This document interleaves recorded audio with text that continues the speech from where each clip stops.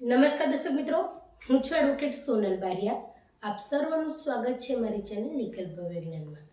દર્શક મિત્રો, એક મિત્રનો પ્રશ્ન છે કે મારા દાદાજીએ 150 રૂપિયાની અંદર અમારી જે ખેતીની જમીન છે તેને ગીરવે મૂકેલી, અને એ ગીરવે મૂકેલી જે રકમ છે એ પણ અમે પાછળથી આપી દીધેલ છે, પરંતુ તેમ છતાં જે વ્યક્તિને આ 150 રૂપિયામાં અમારી જમીન ગીરવે મૂકેલી તે વ્યક્તિનું નામ અમારા જે ખેતીના સાતબારના ઉતારો છે તેની અંદર બોલે છે. તો હવે એ વ્યક્તિનું નામ અમારે રદ કરવા માટે શું કાર્યવાહી કરવી જોઈએ? તો ચાલો દર્શક મિત્રો, આજે આપણે આના વિશે સંપૂર્ણ માહિતી મેળવીએ.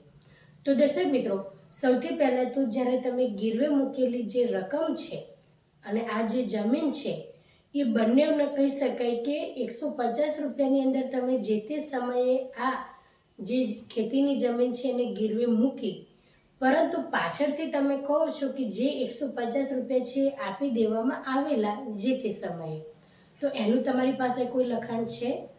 અથવા તો જે તમે ગીરવે મૂક્યું છે અને એ ગીરવે રૂપે તમે જે લખાણ છે એ લીધેલું જે તે સમયે, તો આ જે તમે રકમ આપી દીધેલી છે એનો એક પુરાવો જોઈએ, અને જે તમારી રકમ તમે જે તે સમયે લીધેલી છે એનો પણ તમારે એક મજબૂત પુરાવો જોઈએ. તો આ જે લેવડ દેવડ થયેલી છે એનું તમારી પાસે લખાણ હોવું જોઈએ કે પૈસા લીધેલા પણ અને અમે આપી પણ દીધેલા છે. એટલે આ તમારે સાબિતી કરવાની રહે છે. જો તમારો વિસ્તાર ગ્રામીણ છે અને તમારી આ જે કહી શકાય કે પ્રશ્ન છે, તો એ જે વ્યક્તિ છે એ વ્યક્તિના જો હયાત હોય તો તમે ડાયરેક્ટ એમની સાથે વાતચીત કરી શકો છો કે તમારી પાસે આ પૈસાની લેવડ દેવડ થઈ ગયેલી છે. તો હવે પછી તમે આ જે સાતબારની અંદર તમારું નામ બોલે છે એ તમે હવે કાઢી શકો છો. અને જો એ રીતના એ લોકો માનવા તૈયાર ન હોય તો તમે મામલતદાર સાહેબશ્રીને એક અરજી કરી શકો છો કે આ જે કહી શકાય કે સાતબારની અંદર નામ છે એનું જે મેટર હતી એ પતી ગઈ છે, જે પૈસાની લેવડ દેવડ થયેલી એ અમે આપી દીધેલ છે, અને આ વ્યક્તિનું સાતબારની અંદર હવે નામ અમારે રદ કરવું છે. તો જે વ્યક્તિ છે એ નામ કાઢવાને ના પાડે, જો હયાત હોય તો, અને હયાત ના હોય ને એમના જે દીકરાઓ છે કે વારસદારો છે એ લોકો દ્વારા ના પાડવામાં આવે તો પછી તમે પ્રાંત અધિકારી સાહેબ સમક્ષ પણ જઈ શકો છો અને એમના વિરુદ્ધ તમે કેસ પણ દાખલ કરી શકો છો. બીજી બાબત એ છે કે તમારે જે સાતબારનો ઉતારો છે તેની અંદર એ વ્યક્તિનું જે નોંધથી નામ ચડેલું છે, સાતબારની અંદર કોઈ પણ પ્રક્રિયા વગર નામ ચડી શકે નહીં. દર્શક મિત્રો, એટલું મહત્વની બાબત તમારે યાદ રાખવાની છે. તો જ્યારે જે વ્યક્તિનું સાતબાની અંદર નામ દાખલ થયું એની નોંધ તમે હકપત્રકની અંદર ક્યારે પડ્યું એ તમે બધા ડોક્યુમેન્ટ એકત્રિત કરો. જ્યારે તમે તલાટી સાહેબશ્રી પાસે જશો તો તલાટી સાહેબશ્રી સમક્ષ તમારે કહેવાનું કે મારા હકપત્રકની બધી જ જે નકલો છે એ મને તમે આલો નોંધો. એની અંદર કઈ નોંધથી આ વ્યક્તિનું નામ દાખલ થયેલું છે એની સંપૂર્ણ વિગત સાથે તમારે જે તે જગ્યાએ કહી શકાય કે પ્રાંત અધિકારી સાહેબ સમક્ષ તમે એક કહી શકાય કે એક આ અરજી કરી શકો છો, અથવા મામલતદાર સાહેબશ્રી સમક્ષ પણ કરી શકો છો. અને ત્યાં આગળથી શું હુકમ આવે છે એની તમારે રાહ જોવાની છે, કારણ કે જ્યારે તમે આ રીતની મેટરની અંદર જ્યારે પ્રાંત અધિકારી સાહેબ સમક્ષ જાઓ છો તો એ બંને પાર્ટીને સાંભળશે અને ત્યાં આગળથી જે તે નિર્ણય આપશે. પરંતુ સૌથી મહત્વની બાબત એ છે કે 150 રૂપિયાની અંદર જે જમીન ગીરવે મૂકવામાં આવેલી છે એ પૈસા આપી દીધેલાનો પણ પુરાવો હોવો જોઈએ.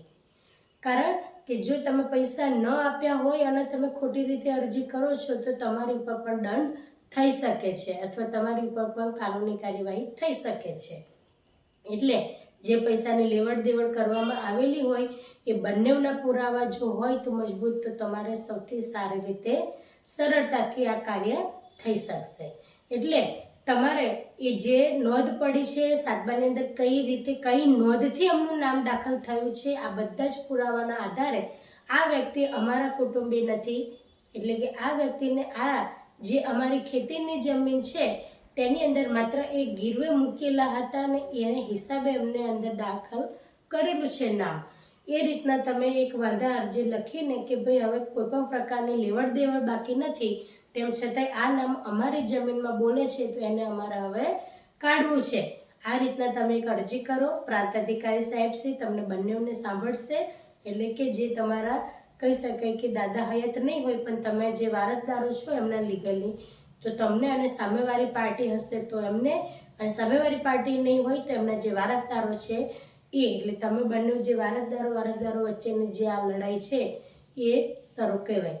એટલે તમને બંનેને સાંભળશે અને પ્રાંત અધિકારી સાહેબ શ્રી જે તે હુકમ કરશે અને હુકમના આધારે જો તમે પુરાવા રજૂ કરશો અને સાબિતી થશે તો તમારો જે તે પહેલાં સામેવાળા વ્યક્તિનું નામ તમારી ખેતીની જમીનમાં છે તેમનું કાઢવા માટેનો હુકમ કરી શકે છે.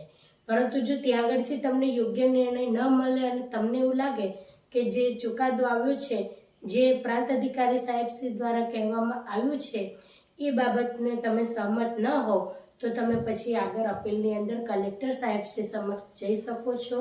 અને ત્યાં આગળ પણ સેમ પ્રક્રિયા થશે કે કલેક્ટર સાહેબ શ્રી જો તમને હુકમ કરે કે હા આ વ્યક્તિનું જે લેવડ દેવડ છે પૂરી થઈ ગઈ છે, પુરાવાના આધારે સાબિત થાય છે, તો પછી એ હુકમ કરી શકે છે અને ત્યાં આગળથી તમારું જે નામ છે સામેવાળી વ્યક્તિનું એને કાઢવા માટેનો હુકમ કરી શકે. પરંતુ જો ત્યાંથી પણ તમને ત્યાં આગળ સહમત ન હો એમના ચુકાદાથી, તો પછી તમે સિવિલ કોર્ટની અંદર કેસ કરી શકો છો કે અમારી જમીનની અંદર આ જે લેવડ દેવડ થયેલી એ પૂર્ણ રીતે ખતમ થઈ ગઈ છે, પરંતુ આ વ્યક્તિએ નામ હજી સુધી સાતબારમાંથી અમારું જે દાખલ થયેલું છે એને એ કાઢતા નથી. તો એ રીતના તમે તમારો હક મેળવવા માટે કોર્ટની અંદર પણ જઈ શકો છો. પરંતુ દર્શક મિત્રો, કોર્ટની અંદર વર્ષો પણ લાગી જતા હોય છે આ કેસ છે એને સાબિત કરવા માટે. એટલે જો બને ત્યાર સુધી બે પક્ષકારો મળીને જે તે સહમતિ છે એ સહમતિ દર્શાવીને અને જે લખાણો છે એના આધારે તમે કેસ ન કરો અને ત્યાં આગળ તમે ખાલી વાતચીતથી જે તે પરિવારો છે એ સભ્યો છે મળીને પૂર્ણ કરો અને તમારો જે સમજૂતી કરાર છે કરો, એ બહુ યોગ્ય ગણાશે. તો દર્શક મિત્રો, આજ રીતના ઇન્ફોર્મેટિવ વિડીયો મારા ચેનલના માધ્યમથી તમારી સમક્ષ રજૂ કરતી રહું છું. જો તમને વિડીયો સારો લાગ્યો હોય તો તેને લાઈક કરજો, શેર કરજો અને ચેનલને સબસ્ક્રાઈબ કરજો. જય હિન્દ, જય ભારત.